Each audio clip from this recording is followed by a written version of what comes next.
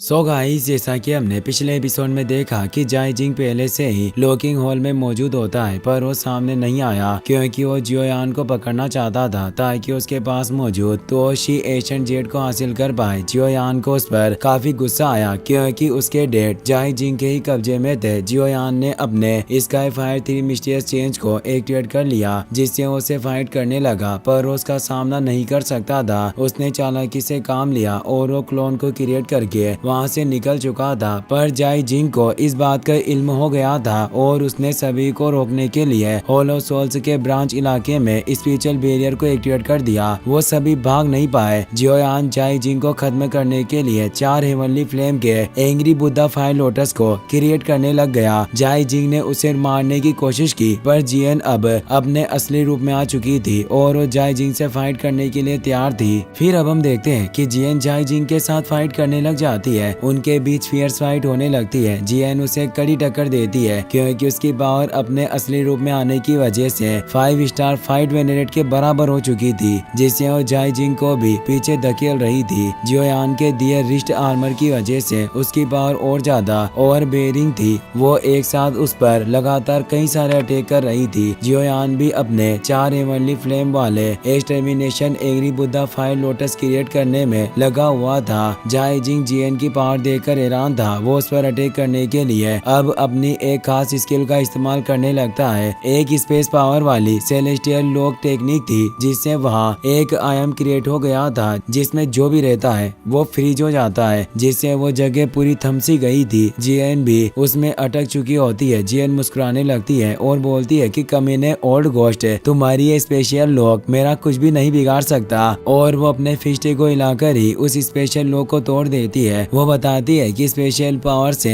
खेलने के मामले में मैं काफी माहिर हूँ और अगर स्पेशल पावर से तुम मेरा सामना करना चाहो तो तुम में अभी भी एक्सपीरियंस की ही कमी है। जाई जिंग पूरे तरीके से हैरान था। उसकी इस स्पेशल लॉ को आज तक कोई भी तोड़ नहीं पाया था। वो कहता है कि आखिर इस लड़की के पास किस तरह की पावर है। जियन अब अपनी स्पेशल पावर को एक्टिवेट करने लगती है जिससे उसकी बॉडी से काफी फियर्स एनर्जी निकल रही थी। वो एंशिएंट वॉइड ड्रैगन क्लैन की मेंबर होने की वजह से एशियन वॉइड ड्रैगन बिस्ट अब बाहर आने लगता है। वो कहती है कि ओल्ड घोस्ट मेरे इस अटैक को झेलने की कोशिश करो। ये उसकी वॉइड फिस्ट टेक्निक थी। जाई जिंग भी उस टेक्निक का सामना करने के लिए एक वॉइड क्रेक को क्रिएट करता है जिससे अब उसकी जाइंट आई टेक्निक एक्टिवेट होती है। जियन उस पर अपने वॉइड फिस्ट से अटैक करने आ रही होती है। वो ओल्ड घोस्ट के आई रे अटैक को रोकने लगती है जिससे वॉइड क्रेक चारों तरफ क्रिएट हो रहे थे। वो वॉइड फिस्ट टेक्निक काफी पावरफुल थी जिससे जाई जिंग भी काफी दूर चला जाता है। उसे विश्वास नहीं हो रहा था कि एक छोटी लड़की इतनी पावरफुल हो सकती है। वो बोलता है कि इस लड़की के पास काफी अजीब तरह की फाइटिंग स्टाइल है। वास्तव में इस लड़की का बैकग्राउंड क्या है और ये कौन से क्लैन की मेंबर होगी। जियोयान का extermination angry Buddha fire lotus जल्दी रिफाइन होने वाला था। जाई जिंग भी ये देख रहा होता है। हैरान हुआ वो कहता है कि यह लड़का 4 हेवनली फ्लेम को भी एक साथ मर्ज करने में सक्षम है। वास्तव में इस लड़के की पावर काफी स्ट्रेंज है। अब मैं और ज्यादा देर नहीं कर सकता। अगर इसने हेवनली फ्लेम के फायर लोटस को क्रिएट कर लिया तो मेरे लिए भी इसे झेलना आसान नहीं होगा।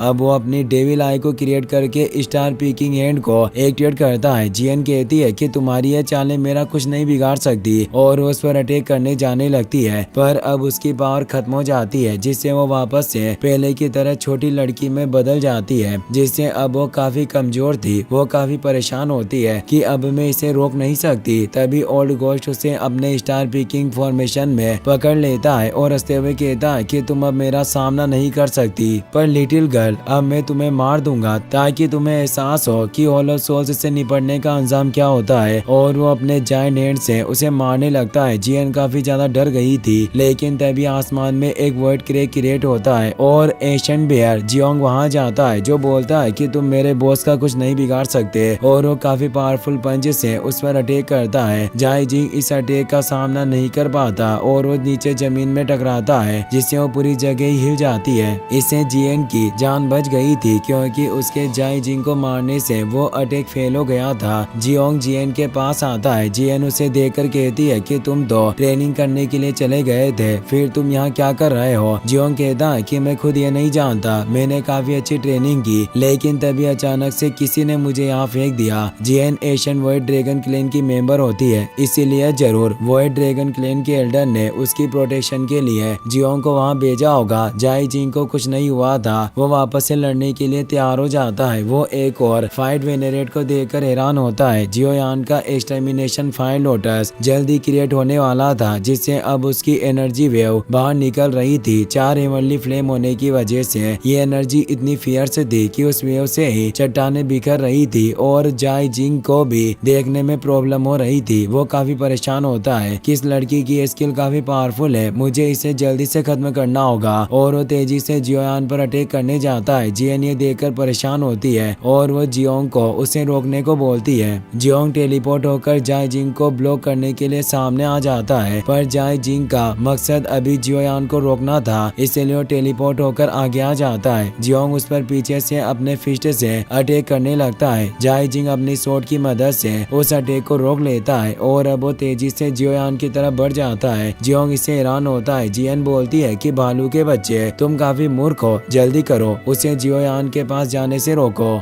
लेकिन जाई जिंग मुस्कुराते हुए अपने फुल स्पीड में जियोयान की तरफ बढ़ता है और उस पर एक पावरफुल एनर्जी से अटैक करता है। ये उसकी 9 नेदर सोल हैंड मूव होता है। जियोयान ने अभी तक एक्सटर्मिनेशन फायर लोटस को रिफाइन नहीं किया था, जिससे वो अपने बचाव में कुछ नहीं कर पाता और उस अटैक की वजह से जियोयान पर काफी पावरफुल अटैक होता है, जिससे वो काफी ज्यादा घायल हो जाता है। उसके मुंह से ब्लड आने लगता है। उसकी पूरी बॉडी दर्द से कहरा रही थी और वो लगातार नीचे गिर रहा होता है। जियन, लिटिल फेट डॉक्टर और बाकी सभी यह देखकर काफी परेशान हो जाते हैं। जाई जिंग हंसने लगता है। जियोयान की बॉडी से काफी खून बह रहा था, वो अभी तक बेहोश नहीं हुआ था। वो उसे हंसते हुए देख रहा था। जियोयान कहता है कि तुम मुझे मारना चाहते हो, तब अब तुम्हें भी मैं अपने साथ कब्र में भेज दूंगा। और अब वो अपने एक्सटर्मिनेशन एंग्री बुद्धा लोटस को पूरी तरीके से कंडेंस कर लेता है और उसे जाई जिंग पर छोड़ देता है। वो हंस रहा होता है, इसलिए उसे लोटस के बारे में कुछ पता नहीं चलता और वो एक्सटर्मिनेशन लोटस सीधे उसके चेस्ट से जाकर टकराता है, जिससे एक काफी भयानक विस्फोट होता है। उसकी एनर्जी इतनी ज्यादा थी कि पूरी होलो सोल्स ब्रांच ही उस एनर्जी से नष्ट हो रही थी। चारों तरफ से विस्फोट ही विस्फोट हो रहे थे। सभी उस एनर्जी से बचने के लिए दूर हटने लगते हैं। ओल्ड मुगु और बाकी सभी सोल एनोई को देखने में भी काफी प्रॉब्लम हो रही थी। ओल्ड मुगु कहता है कि ये डिस्ट्रक्टिव पावर काफी ज्यादा टेरिफाइंग है, मुझे नहीं लगता कि ओल्ड गोस्ट जाई जिंग को भी इससे निपटने में काफी परेशानी होगी। जियोयान अब होश में नहीं था, वो नीचे गिर रहा होता है। जियोंग उसे पकड़ लेता है और उसे डिस्ट्रक्टिव एनर्जी से बचाकर दूर ले आता है। जियन और बाकी सभी जियोंग के पास आते हैं। उन्हें जियोयान की काफी फिक्र होती है। Little fate doctor Feng Jiang से पूछती है कि जियोयान की हालत कैसी है। फेंग जियांग कहते हैं कि हमें पहले इसे लेकर यहाँ से निकलना होगा। तभी वहाँ किसी की आवाज आती है। वो बोलता है कि तुम यहाँ से निकलना चाहते हो, पर ऐसा अब मुमकिन नहीं है। सालों बाद अगर किसी ने हमारे होलो सोल्स की ब्रांच को नष्ट करने की हिम्मत की है तो ये सिर्फ जियोयान है। और अब एक पोर्टल से होलो सोल्स के 2 तियानजुन वहाँ जाते हैं, जिनके बाहर काफी ज्यादा ओवर बेयरिंग होती है, जो अपने एक मुंह से ही उस एंग्री बुद्धा फायर लोटस को नष्ट कर देते हैं। उन दोनों तियानजुन का नाम ब्लैक तियानजुन और व्हाइट तियानजुन होता है। व्हाइट तियानजुन के पास एक फ्लैग होता है और ब्लैक तियानजुन रीपर की तरह एक साइड वेपन को होल्ड किया हुआ था। उन्हें देखकर वहाँ मौजूद 5 होलो सोल्स के फाइट वेनरेट हैरान होते हैं और उनके पास आकर उन्हें रेस्पेक्ट देते हैं। उनकी वजह से जाई जिंग भी उस लोटस के स्पॉट से बच गया था, पर उसकी हालत काफी खराब थी। उसका एक हाथ टूट गया था,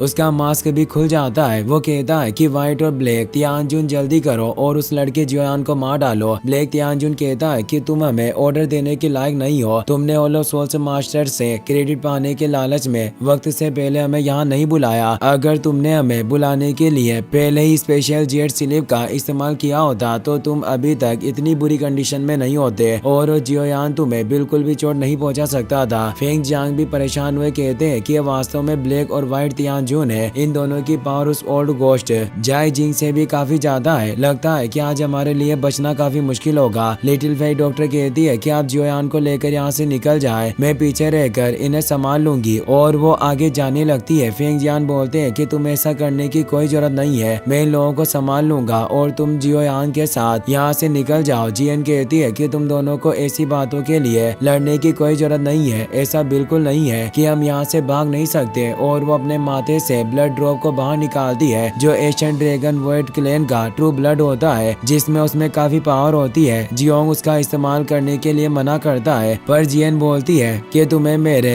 इसे इस्तेमाल करने के बाद मेरे देखभाल के लिए करीब रहना होगा। और अब वो उस ब्लड ड्रॉप की मदद से एक टेलीपोर्टेशन पोर्टल को ओपन करने लगती है। ब्लैक तियानजुन कहता है कि तुम लोग हमारे रहते हुए भागना चाहते हो, और वो दोनों तियानजुन अपनी पावर को मर्ज करके पावरफुल अटैक को क्रिएट करने लगते हैं। जियन जिस पोर्टल को ओपन कर रही होती है उसका लेवल काफी हाई होता है, जिससे उसे ओपन करने में उसे काफी प्रॉब्लम आ रही थी। वो कहती है कि मैं इतने ऊंचे दर्जे के पोर्टल को आज तक ओपन नहीं किया, इसे ओपन करने के लिए मुझे कुछ वक्त चाहिए होगा। लिटिल फेरी डॉक्टर उन लोगों को रोकने के लिए जाने लगती है, लेकिन तभी टाई जियान आगे चले जाते हैं और वो अपनी स्वॉर्ड पावर से उन दोनों तियानजुन के अटैक को नष्ट कर देते हैं, क्योंकि टाई जियान अपनी लाइफ सेक्रीफाइस पावर का इस्तेमाल कर रहे होते हैं। ब्लैक और व्हाइट तियानजुन ये देखकर हैरान होते हैं। टाई जियान की हालत काफी खराब होने लगती है, पर याओ लाओ का उन पर एक कर्ज था जिसे वो चुकाना चाहते थे, इसीलिए वो अपने स्वॉर्ड से वहाँ होलो सोल्स के सभी एल्डर के सामने एक बैरियर को क्रिएट कर देते हैं। फेंग जियान उनकी मदद के लिए आने लगते हैं, पर टाई जियान उसे आने से मना करते हैं और कहते हैं कि मैंने फैसला कर लिया है कि याओ लाओ की उसने मेरी मदद के लिए जो भुगतान किया था उसे आज मैं चुकाना चाहता हूँ। और वो अपनी लाइफ पावर से उन बैरियर को और ज्यादा पावरफुल करने लगते हैं, पर इससे उनकी बॉडी में क्रैक्स उत्पन्न हो रहे थे, उनकी बॉडी नष्ट होने लगती है। व्हाइट तियानजुन कहता है कि आदमी पागल है जो ये खुद को नष्ट करना चाहता है, पर हमें जल्दी से इस बैरियर को नष्ट करना होगा। और वो सभी होलो सोल्स एल्डर उस बैरियर को नष्ट करने लग जाते हैं। जियन भी अपनी पूरी पावर का इस्तेमाल करके उस पोर्टल को खोलने की कोशिश कर रही होती है, पर फिर भी वो पोर्टल ओपन नहीं हो पा रहा होता, उसके पास इतनी एनर्जी नहीं होती। टाई जियान उसे पोर्टल में अपनी बची हुई एनर्जी को डाल देते हैं, जिससे अब वो पोर्टल सक्सेसफुली ओपन हो जाता है और वो सभी वहाँ से निकल जाते हैं। पर टाई जियान ने खुद को बलिदान कर दिया होता और अब वो अपनी बॉडी को विस्फोट कर लेते हैं, जिससे वहाँ उनकी एनर्जी चारों तरफ फैल जाती है। ये एपिसोड यहीं पर खत्म होता है। वीडियो पसंद आया हो तो लाइक कर देना और अपने फ्रेंड्स के साथ शेयर करना, ताकि मैं आपके लिए नेक्स्ट एपिसोड जल्दी ला पाऊँ। Thanks for watching.